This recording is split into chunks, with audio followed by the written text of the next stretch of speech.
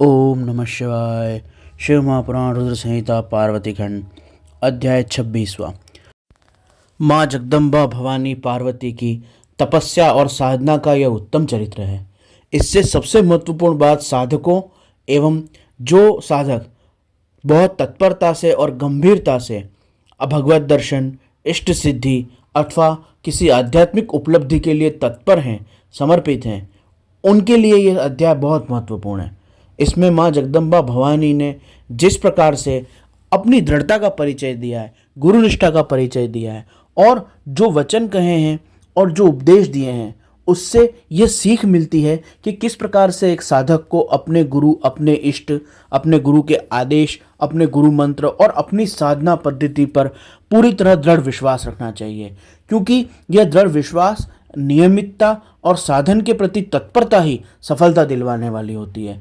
माँ जगदम्बा भवानी ने अपने पार्वती रूप अवतार के अंदर इसी को करके, इसी कर्म को करके उपदेश दिया है कि एक साधक को अपने इष्ट के प्रति, अपने भगवान के प्रति कैसा समर्पित होना चाहिए, कैसी निष्ठा होनी चाहिए।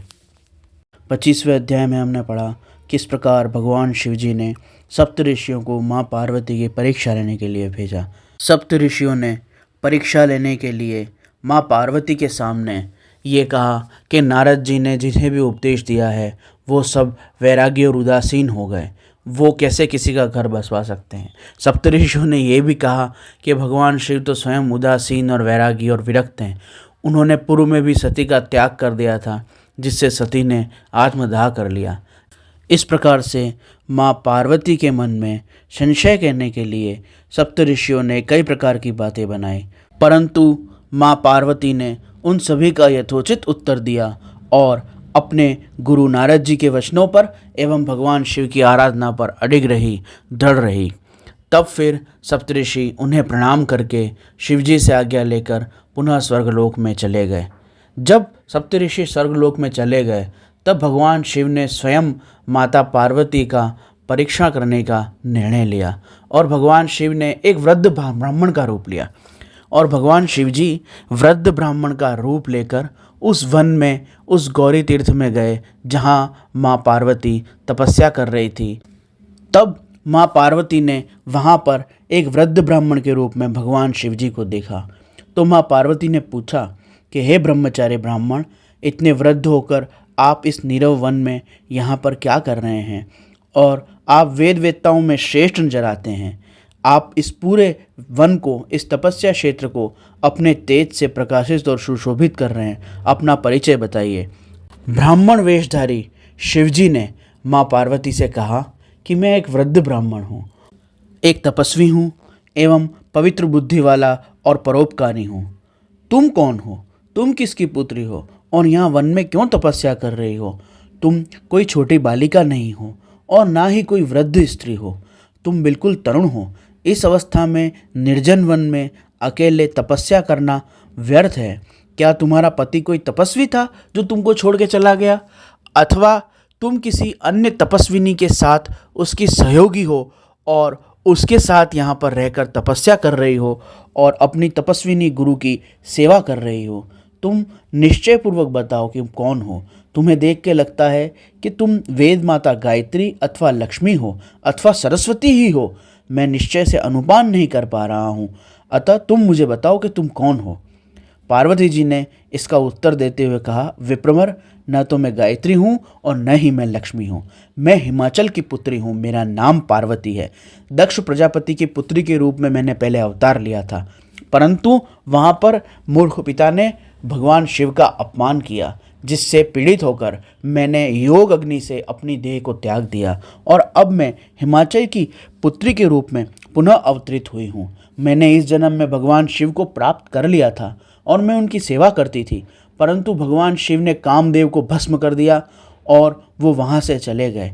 उनकी विरह व्यथा में पीड़ित होकर मैं उन्हें प्राप्त करने के लिए यहाँ तपस्या कर रही हूँ, परंतु मेरी तपस्या से अभी तक मैं उन्हें नहीं प्राप्त कर पाई। अतः मैं अपने प्राण त्याग दूंगी और अग्नि में प्रवेश करूंगी। अतः आप यहाँ से जाइए। मैं अग्नि में प्रवेश करूंगी और जहाँ जन्म लूँगी वहाँ शिव को ही प्राप्त करूंगी, अन्यथा और किसी को नहीं वर्ण करूंगी।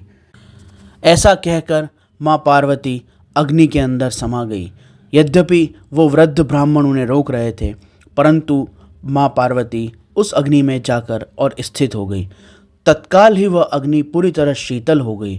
पार्वती माँ की देह प्रकाशमान होकर एवं भार रहित होकर बिल्कुल हवा में, वायु में ऊपर होकर तैरने लगी। तब ब्राह्मण रूपधारी भगवान शिव हंसते हुए बोले, ओहो तपस्विनी, तुम्हारी तपस्या अद्भुत है। तुम अग्नि के अंदर बिल्कुल नहीं जल रही, अग्नि तुम्हारे लिए शीतल हो गई है। ये तुम्हारी तपस्या के सफल होने का परिणाम है। इससे यह सिद्ध होता है कि तुम्हारी तपस्या में प्रभाव है, परंतु फिर भी तुम अपने पति, अपने इष्ट आराध्य भगवान शिव को न प्राप्त कर सकी। इससे लगता है कि तुम्हारी तपस्या पूरी तरह विफल हो गई है। अतः मुझे अपना मनोरथ सच सच बताओ। ब्राह्मण रूपधारी शिव के ऐसा कहने पर माँ पार्वती ने अपनी सखी विजया को प्रेरित किया कि वह उन्हें उत्तर दे। तब माँ पार्वती की वह सखी विजया बोली, हे साधो, मैं तुम्हें पार्वती जी का उत्तम चरित्र बताती हूँ। वो पहले ही तुम्हें बता चुकी हैं कि पूर्व में वह सती के रूप में अवतरित हुई थी। उनका नाम काली है और उन्होंने भगवान शिव को पति रूप में प्राप्त किया था, परंतु दक्ष के द्वारा किए गए शिव के अपमान से पीड़ित होकर उन्होंने शरीर का त्याग कर दिया था। इस जन्म में वह पुनः भगवान शिव को ही पति रूप में वर्ण करना चाहती हैं और उसके लिए ही तपस्या कर रही हैं। विष्णु जी, ब्रह्मा जी या अन्य किसी देवता को, अन्य किसी को भी ये पति के रूप में वर्ण नहीं करना चाहती। ये केवल पिनाकपाणी भगवान शिव को ही अपने पति के रूप में प्राप्त करना चाहती हैं और उसी के लिए तपस्या कर रही हैं। और यह तपस्या यह नारद जी के आदेश के अनुसार कर रही हैं। यह बात सुनकर ब्राह्मण के रूप में उपस्थित उन भगवान शिव ने हंसते हुए से वचन कहा, यह जो बात चाहती हैं कि भगवान शिव को पति रूप में प्राप्त करना है, यह तो एक उपहासप्रद बात है। ऐसा कैसे संभव है? इससे तो मुझे हंसी आ रही है, परिहास का अनुमान हो रहा है। अगर सच में पार्वती ऐसा चाहती हैं तो वह पुनः एक बार यह सब कुछ अपने मुंह से कहें। यहाँ पे भगवान शिवजी ने हंस के और बार बार एक ही बात पूछ के प्रयास यही किया कि माँ पार्वती किसी प्रकार से तपस्या को और भगवान शिव को पति रूप में प्राप्त करने की उस इच्छा को, उस सद्भावना को त्याग दें, परंतु माँ सती अपने निर्णय पर दृढ़ थी।